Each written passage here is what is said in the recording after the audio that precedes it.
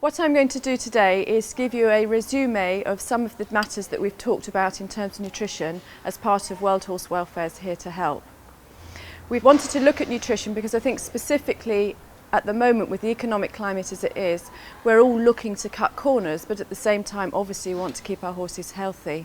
Nutrition affects so many things. In fact, there is nothing within your body or your horse's body that isn't either directly or indirectly affected by nutrition. But because you feed your horse every day and you have to spend money every day, it is very tempting to cut corners. And our mantra very much is that it costs as much to feed your horse properly as it does incorrectly.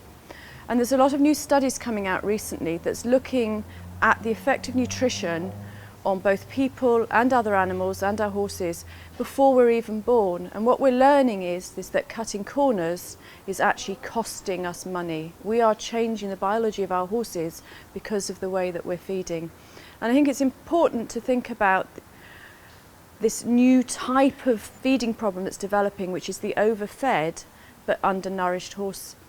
And that could be a horse that's either kept for leisure, or we're actually seeing it even in our elite competition horses as well. So for example, if you take an animal that's breeding where perhaps it's looking very well and it's keeping its weight on properly, obviously you're going to save money by not giving it concentrate feed, which is correct because you don't need to be giving it any more calories.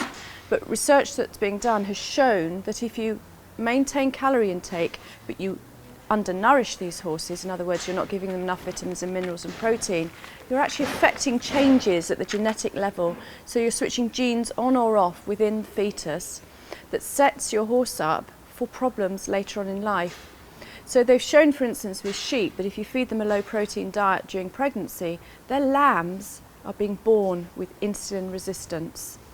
And I think most of you probably are well aware that there's a new, well, it's not a new syndrome, but it's newly recognised within the horse called equine metabolic syndrome. And that is a cluster of situations where you have a horse that's insulin resistant, it's slightly good doer, it'll have chronic inflammation, and it's a sort of horse that suddenly at the age of 15 gets laminitis. And these are the animals that we've set up without realising it 15 years ago. They're being born with insulin resistance, they've become comfortably cuddly through their lives, we've been keeping an eye on their calories, but we've been forgetting about their nourishment. And that's where the economics have been going wrong. And if you've got competition horses, in the same way, a lot of people are starting to use perhaps a leisure feed for a competition horse because we're not getting out to do the competitions like we did because, you know, petrol's costing a lot of money. So we're not needing so many calories. But unwittingly, by going back down onto a leisure feed, again, you're feeding these empty calories. You're not giving them enough electrolytes, you're not giving them enough antioxidants, you're not giving them enough micronutrients for all the energy cycles to work at cell level. And you're probably setting up to increase problems in terms of immunity, etc. So the take-home message is, let's stop overfeeding but undernourishing our horses. It's important to pick the right feed for the right level of work, for the right fat cover for your horse. Don't cut corners. And if you'd like some more information and some individual diet plans, then we're here to help.